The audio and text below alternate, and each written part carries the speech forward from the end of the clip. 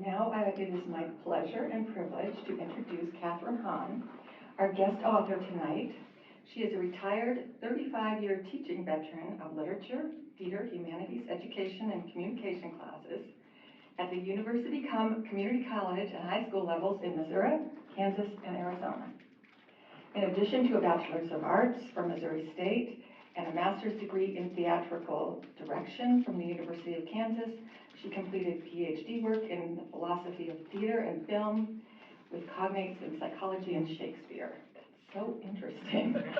Catherine has directed over 75 academic, community, and professional theatrical productions, many of them right here in Prescott. She was awarded Director Emeritus from the Board of Directors of the Prescott Community Center for the Arts. Some of Catherine's published works can be found in multi-issues of the Hidden River Cache, and also Yavapai's College Creative Arts magazine, Threshold.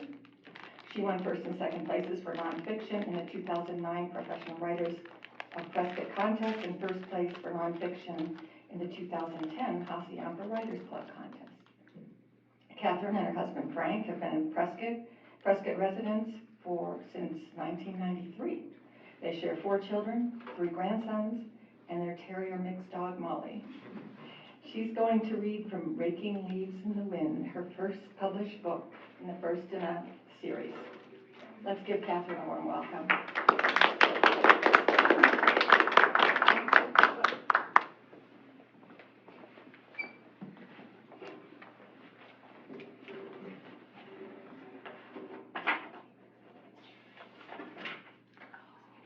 I don't know why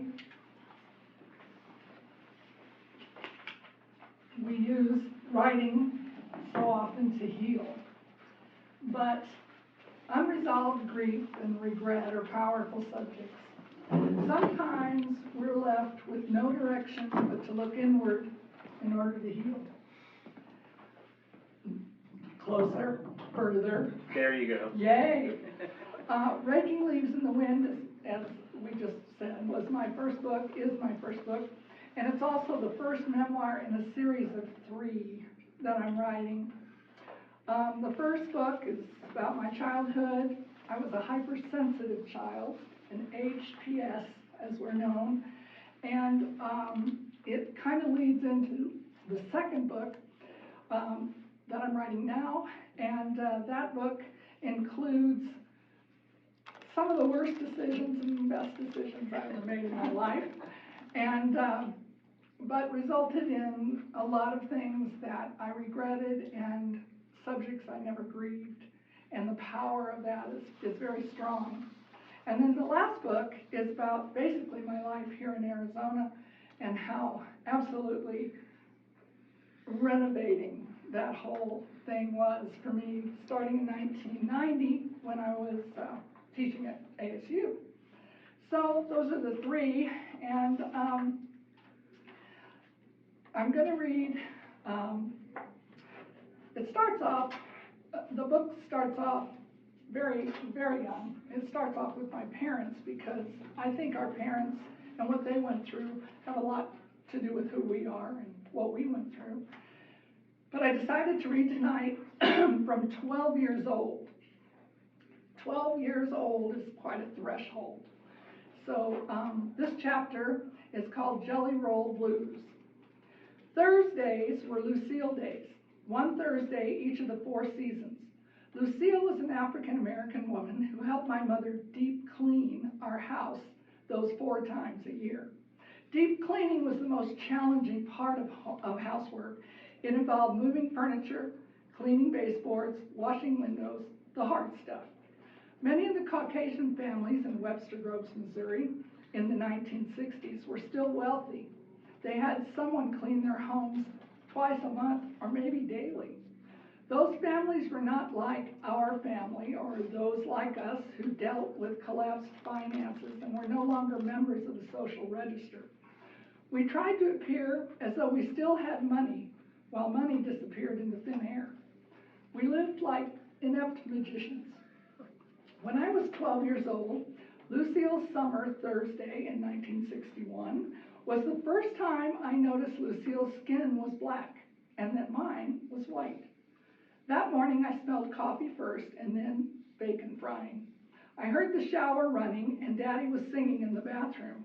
I'll be down to get you in a taxi, honey. Better be ready about 8:30. Downstairs, I heard the familiar sounds of breakfast dishes clinking and my brother's chatter. Kathy, time to get up, Mother called from the bottom of the stairs. You must watch Jimmy while I get Lucille at the bus. Rick's at baseball practice. Okay, I'm just making my bed, I said. One day, Tat, you're going to make your bed with one leg still in it. Daddy was in my doorway. I hugged him good morning and smelled that he was fresh from his shower and his daily promise that this day would be his lucky day. Feel my hair, he joked when he pulled the towel off his head. Wouldn't you just love to run barefoot through it? Oh my goodness, Daddy, it's so soft, I responded as I did every morning, and I ran my fingers through it. I sat on my bed and waited for him to give me his morning weather report. Gonna be over 100 today, Tad, he said, and then left to get dressed. I listened to him finish his song in his bedroom while I threw my pajamas in the hamper and pulled on my white shorts and crop top with the red cherries. I'm gonna dance off all of my shoes when they play those Jelly Roll blues tomorrow night at the Darktown Strutters Ball. I'm barely going to make it in time for Lucille's bus, Mother said on a dead run in the kitchen when I arrived. Kathy, please clean up the kitchen so Lucille and I can get right to work when we get back. Keep an eye on Jimmy so he doesn't bother anyone or bite anyone if he goes outside. Mother was obsessed with everyone's weight in our family. She had a mortal fear of one of us becoming fat. Daddy came through the kitchen and kissed me on the top of my head while I ate my egg on top of shredded toast in a coffee cup. Hey, look at this, he said, then sucked in his stomach and made his pants fall straight to the floor. I've lost some weight. Now that'll make your mother happy. Make it a good day, Daddy, I said. It's going to be a great day, he said, and he went out to his car, most likely on his way to see a loan shark in St. Louis, find a poker game, or go to the horse races at Cahokia Downs across the river before going to work at the car dealership. My mother would have been much better at managing money than my father. Still, she was a post-World War II woman who hid her intelligence and disappointment when marital finances disproved the happily ever after fairy tale. Many women of her age still lived captured in the pre-Rosie the Riveter philosophy that the man of the family handled the finances, even if he didn't handle them well. I checked on Jimmy as soon as I finished the dishes and was happy that he was watching cartoons in the living room and not bothering anyone. I heard the back door slam and ran back to the kitchen to greet Lucille. Hi, Lucille, I said, hugging her. I felt the warm dampness from her long bus ride that released her familiar scent of Lysol and lilac talcum powder. Miss Kathy, let Lucille take a good look at you. You is growing up. You growed a foot since I saw you in March. Lucille and Mother were total opposites, but only physically. Lucille was round and cushiony, a woman whose age was impossible to tell. She had lovely, full lips, not skinny ones like mine, and broken teeth that looked like chips of white popcorn when she smiled, something she did almost all the time. Her skin was a dusty black, and her hair was a bit wiry with just a slight touch of gray in the front. Mother was Audrey Hepburn bony, with blonde, wavy hair, creamy white skin, and high cheekbones. She smelled of Jergens hand lotion and Camay soap. Both Lucille and my mother wore wraparound cotton cleaning dresses. Lucille's was homemade, a faded blue with cheerful yellow flowers printed on it. Mother's cleaning dress was from Rudolph's dry goods store. It was light green with dark green leaves embroidered across the front. Mother was happiest on Lucille's days, more content than on her other stay-at-home days when she wondered whether my father went to work or elsewhere. Mary was helping her mother, my girlfriend Mary, was helping her mother with something that day and would only be free to play with me after dinner. This was fine because my job that day was to keep Jimmy busy and move him from room to room so Mother and Lucille could clean. I liked to listen to them chatter while they worked. My Walter drinks too much, and most of the time he don't have no job, but he makes me laugh, Lucille said when they stopped for lunch. Mr. Miller's funny too, isn't he, Ms. Miller? Hank is funny, Lucille, yeah. It is his best character trait, Mother said. The big event on Lucille's days was her fried chicken dinner. She made glorious, hot, crispy, juicy, and tender chicken with lots of pepper. Mother had to put newspapers all around the stove on the floor when Lucille cooked because the grease popped everywhere from the two sizzling black iron frying pans. Lucille's cooking was our quarterly feast. The thermometer on the porch hit 100 about 5 p.m., and Mother turned the window air conditioner on in the living room to cool down the dining room so we could all eat there. Jimmy was safe outside in his pen that Daddy built, so I peeled potatoes and washed Daddy's tomatoes from his garden that evening instead of watching him. Lucille made fresh fried okra, baking powder biscuits, and cream gravy. We need to set a place for Lucille, Mother said, while the two of us were setting the table. Kathy, call Rick and Jimmy to wash up for dinner. Rick never had dinner at any of his friends' house on Lucille's days. I was jealous, though, of how often he managed to get invitations away from home on all the other nights. Lucille put the last bowl of our banquet on the table and disappeared behind the swinging door to the kitchen. The four of us sat down at our plates, but Lucille did not come in and sit at the place we set for her. Lucille, we're waiting for you, Mother called. Oh no, Ms. Miller, I'm going to eat right here in the kitchen, said Lucille from her side of the swinging door. Please, Lucille, it's too hot in the kitchen. It's much cooler here with us. Come on. No, ma'am. Now, Ms. Miller, please don't make no fuss. I'm just going to eat right where I am at. That's it, Mother declared, looking at all of us. Kids, pick up your plates and take your food in the kitchen. If Lucille is not going to eat with us, we will eat with her. We got up and carried every dish, bowl, plate, and spoon back to the hot oven kitchen, doing our best not to knock each other over as we went in and out of the swinging door. We sat down, held hands, and Mother said grace. It was a spectacular meal. We five laughed and talked between every bite, relishing every morsel of our feast. Lucille told us stories about Walter and her 7 cats. Mother laughed until tears ran down her cheeks and she had to blow her nose 5 times during dinner. I watched and listened as Mother and Lucille traded observations about husbands loved and tolerated, while Rick and Jimmy crunched on second and third helpings of fried chicken. Our laughter continued through the meal until the last bites of Lucille's fresh peach cobbler. Not one of us ever mentioned the heat, not one time. After dinner, Rick and Jimmy disappeared as usual, but I didn't mind helping with the dishes. I wanted to be with Mother and Lucille. I wanted to be one of them somehow. My eyes were fixed on their genuine friendship as they made separate plates for their husbands. Mother put Daddy's dinner on Grandma Kelly's china, each course in its separate dish, and then covered each with foil. Daddy hated his boots to touch each other. Lucille put Walter's dinner in plastic containers with snap-on lids she had brought from home. The last step of their post-dinner ritual was to roll the chicken bones, necks, and gizzards in newspapers for Lucille's cats. Ms. Miller, I'm going to change my dress now, Lucille said, and went into our tiny bath, half bath off the kitchen. Mother, I asked, may I ride with you to take Lucille on the bus? I never wanted to go before, especially on Lucille's summer visits, because kickball began right after dinner at the Cordials next door, followed by Eskimo pies and catching lightning bugs. Really? I'd love that, Tat, she said. Lucille returned to the kitchen wearing a clean dress with bright red flowers and bright red lipstick on her lips.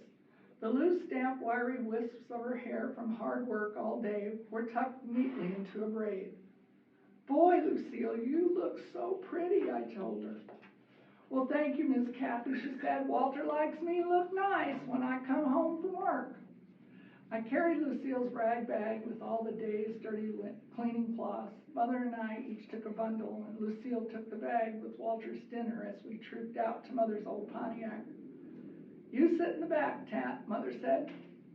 You sit up here with me, Lucille.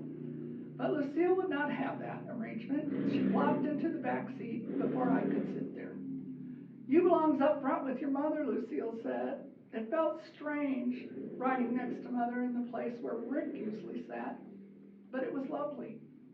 Mother got out of the car at the bus stop in front of Lambert's department store and helped Lucille with her things. She sat beside her on the chipped, gray-painted bus stop bench. I waited in the car in the street in the front of them and watched them. There they were, two women, side by side, so opposite, yet so the same. Then I saw the others. There were lots of Lucilles, dragging their blistered feet to the bus, 3, maybe 4 Lucilles walking toward the bus stop from 4 different directions, all bone-tired, weary black women carrying rag bags and tattered purses, but each welcoming another with a smile. I was happy Mother parked close enough for me to hear all the women greet each other. I felt blessed somehow. "Evening, Ms. Lucille." "Woo-wee, it be hot," said a tiny woman in a beige flowered cotton dress. It was clear that she was the oldest of all the women. "Well, I be Ms. Luann. You weren't on the bus this morning," Lucille said to her. "I thought you might have been still sick or something, but you look right as rain now." "No, ma'am, I ain't sick no more," said the little woman. "Jonesy made me go to the doc, and he fixed me up real good, so I rode the late bus. Ms. Luann, I want you to meet Ms. Miller. I works for her 4 times a year. Ms. Miller, this here is Ms. Luann Jones." Mother stood and let Mrs. Jones have her seat. "I've been riding on that bus to work with Ms. Luann for near 20 years now," Lucille said. "Ms. Miller, you're sure lucky to have Lucille as your cleaning lady," Mrs. Jones said. "I'm even luckier to have Lucille as my friend," Mother answered. "Well, don't I know it, because Lucille is my friend too, the goodest friend I have." Mother smiled and patted the old woman's hand. I was struck by how lovely Mother looked in the yellow glow of the bus stop as she smiled at the oldest woman. Why hadn't I noticed how beautiful my mother's smile was before? The sun sank low behind the layers of thick green leaves of the large, numerous trees that lined every street in Webster. The street lights flickered on, making small, circular halos of light around them. Mother looked her most movie star beautiful, standing in her whiteness, laughing with them in the pale yellow glow. Goodness, I thought, as I peered from my pubescent peanut gallery in the car. Maybe my mother really is Grace Kelly. "Here she comes," Mrs. Jones said, motioning to the big green and white city bus roaring down Lockwood with the East St. Louis sign in its front window. I jumped out of the car and ran to Lucille. "Bye, Lucille," I said, and hugged her. "Say hello to all your cats for me." Mother handed all her things up to Lucille. Lucille waited as all the other ladies climbed aboard the bus before she found a seat. "Night, Ms. Miller. See you Thursday 'fore Thanksgiving, and bye, Miss Kathy. I sees you then too," Lucille said, giving Mother and me her best popcorn smile. "I will be right here to pick you up," Mother said.